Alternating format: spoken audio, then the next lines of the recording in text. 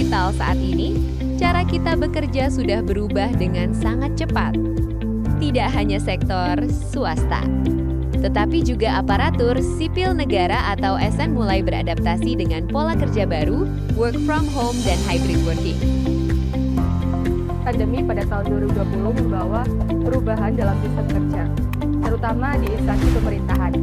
ASN yang biasanya bekerja penuh di kantor dipaksa beradaptasi dengan sistem WFH demi menjaga layanan publik tetap berjalan. Sistem kerja hybrid muncul setelah masa krisis berakhir, yaitu gabungan dari WFH dan WFO. Hal tersebut bertujuan agar lebih fleksibel dan efisien sehingga menuntut sebuah instansi untuk menyesuaikan cara mengatur pegawai. Beberapa instansi pemerintah mulai menerapkan sistem hybrid working sebagai bagian dari inovasi kerja. Penerapan sistem hybrid working pada Dinas Koperasi dan UMKM Sulawesi Tenggara cukup efektif dan dapat meningkatkan produktivitas kerja. Keberhasilan kerja hybrid bergantung pada teknologi, pengawasan pemimpin, dan prosedur yang jelas. Fleksibilitas memungkinkan beberapa pekerjaan dilakukan jarak jauh. Perubahan ini juga menuntut penyesuaian sumber daya manusia dan manajemen kinerja. Dunia kerja sekarang banyak mengalami transformasi dalam beberapa tahun terakhir. Di tengah pandemi COVID-19, banyak industri yang mengalami transformasi dari tradisional ke transformasi yang lebih fleksibel. Tuntunan kepemimpinan juga mempengaruhi transformasi tersebut. Kinerja hybrid menuntut disiplin, profesionalitas, dan kerja mandiri yang konsisten. Tanpa komitmen dan tanggung jawab, sistem ini tidak akan efektif. Tantangan terbesar dalam era hybrid datang dari kepemimpinan dan pegawai. Kepemimpinan dalam tim harus memastikan bahwa tim dapat berkomunikasi dengan baik, walaupun dalam lokasi yang berbeda-beda. Pemimpin dituntut adaptif, komunikatif, dan mampu memanfaatkan teknologi sebagai alat penggerak organisasi, bukan sekadar sarana komunikasi. Artikel 1 mengambil judul kepemimpinan di era kerja hybrid dengan poin yang pertama yaitu ada tantangan, yang kedua peluang, dan yang ketiga adalah strategi efektif. Pada artikel tersebut berfokus pada kombinasi kerja di kantor dan jarak jauh, yang berfokus pada tantangan, peluang, dan strategi kepemimpinan yang relevan di era ini. Sedangkan pada artikel 2 mengambil judul analisis penerapan hybrid working dalam meningkatkan produktivitas kerja pegawai pada Dinas Koperasi dan UMKM Provinsi Sulawesi Tenggara. Pada artikel tersebut fokus pada penerapan sistem hybrid working sebagai solusi kerja yang menggabungkan WFH atau work from home dan kerja di kantor untuk menyesuaikan dengan kondisi pandemi COVID-19 dengan fokus pada efektivitas kinerja, produktivitas, serta sarana dan prasarana pendukung.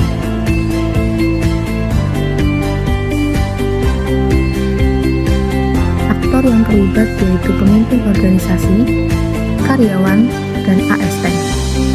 Pemimpin menjadi aktor utama dalam mengelola tim hybrid, sedangkan karyawan dan ASN adalah penerima dampak dari kebijakan dan gaya kepemimpinan tersebut. Sedangkan aktor yang terlibat pada artikel 2 yaitu pegawai dan manajemen di Dinas Koperasi dan UMKM Provinsi Sulawesi Tenggara yang berperan sebagai pegawai dan manajemen di Dinas Koperasi dan UMKM Provinsi Sulawesi Tenggara sebagai pihak yang mengimplementasikan, menjalankan, dan mengawasi kebijakan hybrid working, di mana pegawai adalah pelaksana teknis, sedangkan manajemen adalah perumus kebijakan dan pengawas kinerja.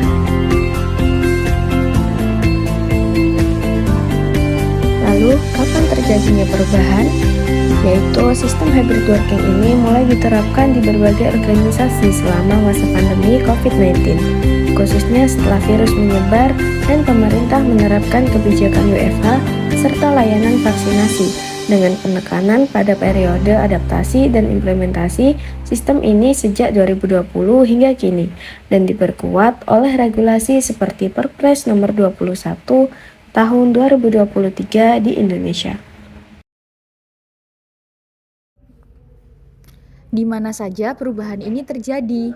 Perubahan sistem kerja tersebut terjadi di berbagai organisasi, baik sektor swasta maupun publik, termasuk di Indonesia dan secara global.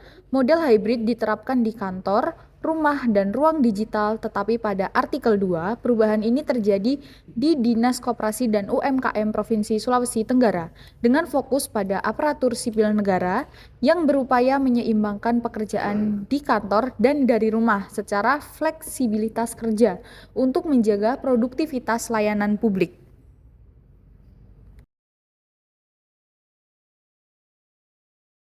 Kemudian mengapa perubahan pada kedua artikel tersebut dapat terjadi? Yakni pada era pandemi, semua instansi menggunakan sistem work from home atau WFH. Hal tersebut bertujuan untuk meminimalisir penyebaran COVID-19 sekaligus menjaga keberlangsungan serta efektivitas kerja pada institusi, serta meningkatkan produktivitas pegawai dalam era digitalisasi.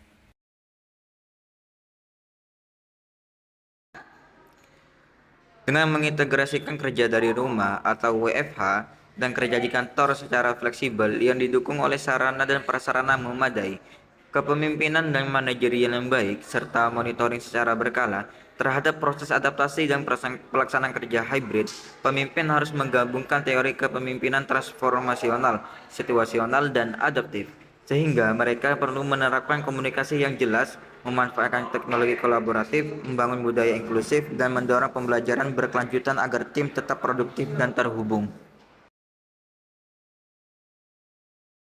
Perbedaan fokus utama operasional versus kepemimpinan. Artikel pertama yaitu fokus operasional. Yang pertama, penerapan praktis di instansi pemerintahan. Menguraikan bagaimana kerja hybrid diimplementasikan secara nyata, termasuk penyusunan jadwal, sistem absensi, pembagian tugas hingga efektivitas rapat online. Yang kedua, kesiapan teknologi dan infrastruktur. Menekan pentingnya jaringan internet, perangkat kerja, aplikasi kolaborasi, serta kemampuan instansi. Dan juga menyediakan fasilitas pendukung bagi pegawai. Yang ketiga, dampak terhadap produktivitas pegawai.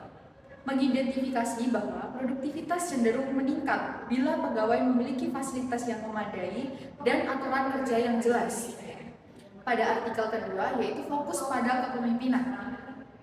Yang pertama, tantangan komunikasi dan kolaborasi, menyoroti hambatan komunikasi dalam lingkungan hybrid seperti miskomunikasi, keterlambatan informasi, hingga menurunnya interaksi informal. Yang kedua, peran teori kepemimpinan. Menggunakan teori transformasional, situasional, dan adaptif untuk menjelaskan bagaimana pemimpin dapat menjaga arah organisasi di tengah perubahan pola kerja. Dan yang ketiga yaitu budaya dan motivasi organisasi, menunjukkan bahwa gaya kepemimpinan yang terbuka, inklusif, dan mendukung sangat berpengaruh terhadap motivasi dan loyalitas pegawai dalam skema hybrid. Pada artikel pertama membahas mengenai faktor teknologi dan mekanisme kerja. Yang pertama, ketersediaan fasilitas memadai, di mana seperti laptop, jaringan internet yang stabil, ruang kerja di kantor yang memadai, serta aplikasi kerja bersama menjadi faktor utama keberhasilan. Yang kedua, kompetensi pegawai, di mana kemampuan menggunakan teknologi digital, memahami SOP kerja hybrid, hingga kemampuan manajemen waktu menentukan kelancaran pekerjaan. Yang ketiga, kejelasan aturan dan mekanisme kerja. Standar operasional yang jelas seperti jam kerja, pelaporan, alur komunikasi, dan mekanisme koordinasi mengurangi kebingungan dan meningkatkan kedisiplinan. Artikel kedua, faktor kepemimpinan dan psikologis. Yang pertama, kepemimpinan adaptif dan responsif, yang mana pemimpin yang mampu menyelesaikan gaya komunikasi, mengambil keputusan cepat, serta memberikan arahan jelas dapat meningkatkan efektivitas tim. Yang kedua, yakni penggunaan teknologi kolaboratif, yang mana pemimpin memanfaatkan platform digital bukan hanya untuk tugas, tetapi juga untuk menjaga engagement dan keterhubungan antar pegawai. Kemudian yang ketiga, yaitu pemeliharaan budaya organisasi. Upaya seperti check-in rutin, coaching, mentoring, dan penguatan nilai organisasi membantu menjaga integritas tim meskipun bekerja secara terpisah. Kombinasi sistem dan kepemimpinan. Yang pertama, persyaratan untuk sistem yang kuat. Infrastruktur dan sarana kerja sistem digital, jaringan stabil dan perangkat kerja memadai adalah komponen utama implementasi hybrid. Target SOP dan pedoman kerja dan kebijakan yang seragam dan mudah dipahami. Prosedur kerja terstandar hybrid tidak akan berhasil. Fokus pengukuran kinerja saat ini harus beralih dari kehadiran fisik ke pencapaian hasil dari kualitas output. Pentingnya kepemimpinan dan peran pemimpin yang komunikatif. Dibutuhkan pemimpin yang dapat berkomunikasi dengan orang lain dengan cara jelas, dua arah, dan lancar. Pemimpin yang mampu mempertahankan semangat tim, memberikan dukungan, kritik konstruktif, dan memastikan bahwa karyawan tetap terhubung, meskipun mereka bekerja dalam tempat yang berbeda-beda. Untuk menciptakan lingkungan yang kerja inklusif, pemimpin harus memastikan bahwa setiap anggota tim, baik WFO atau WFH, memiliki kesempatan yang sama untuk berkontribusi dan berkembang. Pada penjelasan penerapan hybrid working di Dinas Koperasi dan UMKM Provinsi Sulawesi Tenggara dan kepemimpinan dengan sistem kerja hybrid, dapat disimpulkan bahwa kedua artikel tersebut saling berkaitan, di mana sistem kerja hybrid working di Dinas Koperasi dan UMKM Provinsi Sulawesi Tenggara membutuhkan dukungan teknologi dan juga aturan kerja yang jelas, sedangkan keberhasilannya ditentukan oleh kualitas kepemimpinan. One is the loneliest number that you'll ever do.